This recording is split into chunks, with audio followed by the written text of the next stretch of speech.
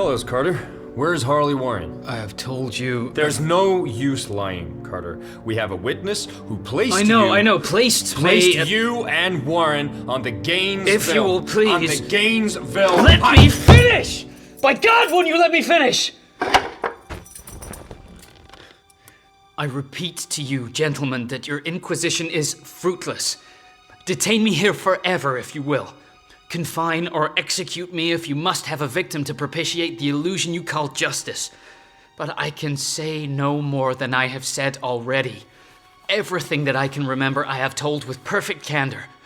If anything remains vague, it is only because of the dark cloud which has come over my mind. That cloud and the nebulous nature of the horrors which it brought upon me. Carter, stop giving us this bull! What became of Harley Warren? I don't know! I don't know. Though I think, almost hope, that he is in peaceful oblivion, if there be anywhere so blessed a thing. We know you're lying, Carter. We have a witness who places you and Warren together on the night he disappeared. I will not deny, though my memory is uncertain and indistinct, that this witness of yours may have seen us together as he says. That we bore electric lanterns, spades, and a curious coil of wire with attached instruments, I will even affirm. For these things all played a part in the single hideous scene which remains burned into my shaken recollection. But of what followed, and of the reason I was found alone and dazed on the edge of the swamp next morning, I must insist that I know nothing, save what I have told you over and over again. Come on, Carter! There is nothing in or near that swamp which even remotely resembles your graveyard. I know nothing beyond what I saw. Vision or nightmare it may have been. Vision or nightmare, I fervently hope it was. Yet it is all that my mind retains of what took place in those shocking hours after we left the sight of men. And why Harley Warren did not return, he or his shade or some nameless thing I cannot describe alone can tell. But what about the blood? Maybe I tripped. Maybe I fell on one of the jagged edges of those accursed tombstones. You can see the scars on my arm. If I could remember, I would tell you. Just what was your relationship with Mr. Warren? As I have said before, he was my teacher and my closest friend. Of his vast collection of strange, rare books on forbidden subjects, I have read all that are written in the languages of which I am master. But these are few as compared with those in languages I cannot understand. Most, I believe, are in Arabic, and the fiend-inspired book which brought on the end, the book which he carried in his pocket out of the world, was written in characters whose like I never saw elsewhere. Warren would never tell me just what was in that book. As to the nature of our studies, must I say again that I no longer retain full comprehension? It seems to me rather merciful that I do not, for they were terrible studies, which I pursued more through reluctant fascination than through actual inclination. Warren always dominated me, and sometimes I feared him. I remember how I shuddered at his facial expression on the night before the awful happening, when he talked so incessantly of his theory, why certain corpses never decay but rest firm and fat in their tombs for 1,000 years. But I do not fear him now, for I suspect he has known horrors beyond my ken. Now I fear for him. What were you and Warren hoping to achieve out there? I have no clear idea of our object on that night. Certainly it had much to do with something in the book which Warren carried with him. That ancient book in undecipherable characters which had come to him from India a month before. But I swear I do not know what it was that we expected to find. Your witness says he saw us at 11:30 on the Gainesville Pike headed for Big Cypress Swamp. This is probably true, but I have no distinct memory of it. The picture seared into my soul is of one scene only, and the hour must have been long after midnight, for a waning crescent moon was high in the vaporous heavens. The place was an ancient cemetery, so ancient that I trembled at the manifold signs of immemorial years. It was in a deep, damp hollow, overgrown with rank grass, moss, and curious creeping weeds, and filled with a vague stench which my idle fancy associated absurdly with rotting stone. On every hand were the signs of neglect and decrepitude, and I seemed haunted by the notion that Warren and I were the first living creatures to invade a lethal silence of centuries.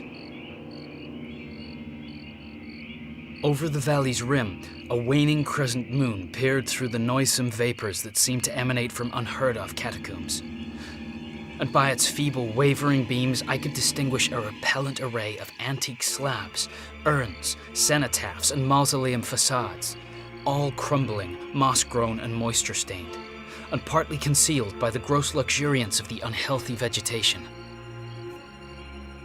My first vivid impression of my own presence in this terrible necropolis concerns the act of pausing with Warren for a certain half-obliterated sepulchre, and of throwing down some burdens which we seem to have been carrying. I now observed that I had with me an electric lantern and 2 spades, whilst my companion was supplied with a similar lantern and a portable telephone outfit. No word was uttered, for the spot and the task seemed known to us, and without delay we seized our spades and commenced to clear away the grass, weeds, and drifted earth from the flat, archaic mortuary.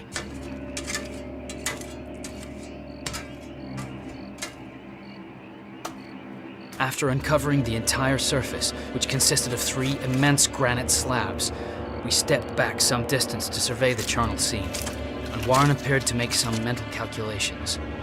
He returned to the sepulchre, and using his spade as a lever, sought to pry up the slab lying nearest to a stony ruin which may have been a monument in its day. He did not succeed, and motioned to me to come to his assistance. Finally, our combined strength loosened the stone, which we raised and tipped to one side.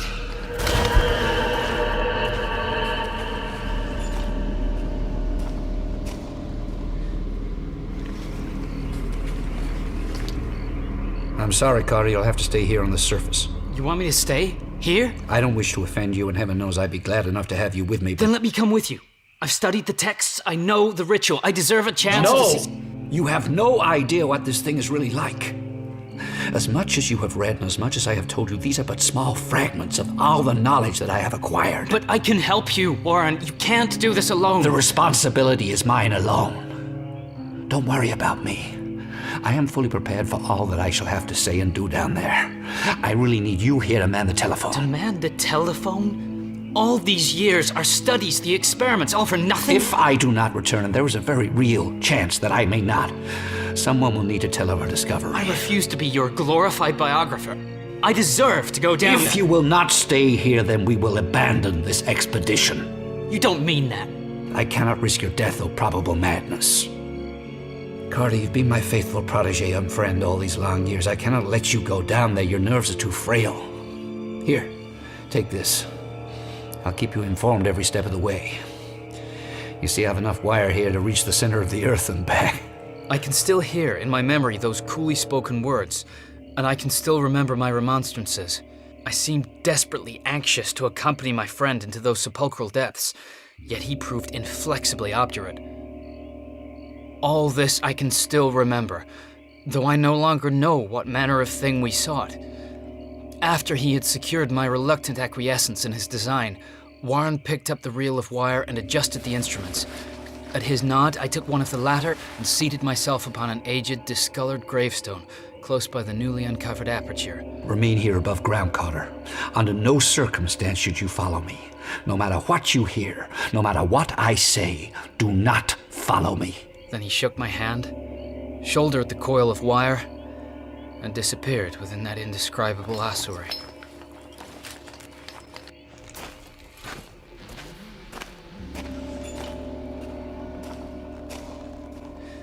For a moment I kept sight of the glow of his lantern, and heard the rustle of the wire as he laid it down after him, but the glow soon disappeared abruptly, as if a turn in the stone staircase had been encountered, and the sound died away almost as quickly.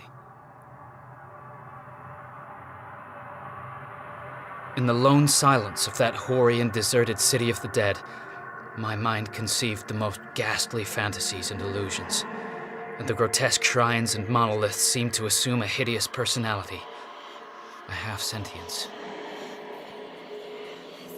Amorphous shadows seemed to lurk in the darker recesses of the weed-choked hollow, and to flit as in some blasphemous ceremonial procession past the portals of the mouldering tombs in the hillside. Shadows which could not have been cast by that pallid, peering crescent moon. I constantly consulted my watch by the light of my electric lantern, and listened with feverish anxiety at the receiver of the telephone, but for more than a quarter of an hour, heard nothing. Then, a faint clicking came from the instrument, and I called down to my friend in a tense voice. "Hello, Warren. Hello, Warren. Warren, can you hear me?" Apprehensive as I was nevertheless unprepared for the words which came up from that uncanny vault, in accents more alarmed and quivering than any I had heard before from Harley Warren. He who had so calmly left me a little while previously now called from below in a shaky whisper more portentous than the loudest shriek. "Carter, I wish you could see this. I'm crouched on a rocky outcrop, looking down upon an enormous chamber. Below me there are, God, rows upon rows of bodies in various states of repose. If it wasn't for the pale color of their skin, you could have mistaken them for sleeping. They are most certainly dead." I was enthralled as he recounted this charnel scene. I yearned to know more and must have urged him on. "How long have they been here? The layers of dust suggest countless years, but still fresh as the day they were first interred. I was right, Carter. No visible sign of decay whatsoever." At this point, my mind draws a slight blank. I cannot remember quite what was said, just that it concerned our ultimate object. It is as if those thin strands of memory concerning the detail of our studies have been taken from me. The next thing that comes to mind is Warren's voice. My eyes are adjusting to the somewhat eerie glow. It's covered in markings, hieroglyphs, shapes, unlike anything I've seen before. I'm gonna have to get closer. Okay, I've gone as far as I dare. Sorry, Carter, but I still can't make out the full markings. They're certainly very ancient. From here I can see more of the bodies. Not hundreds, thousands of them. It's an unsettling sight, mark my words.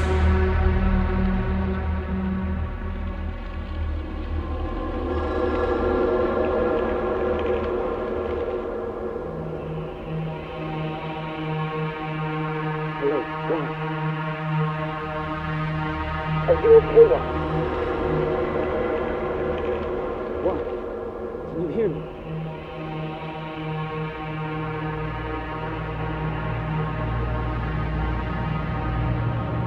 What happened?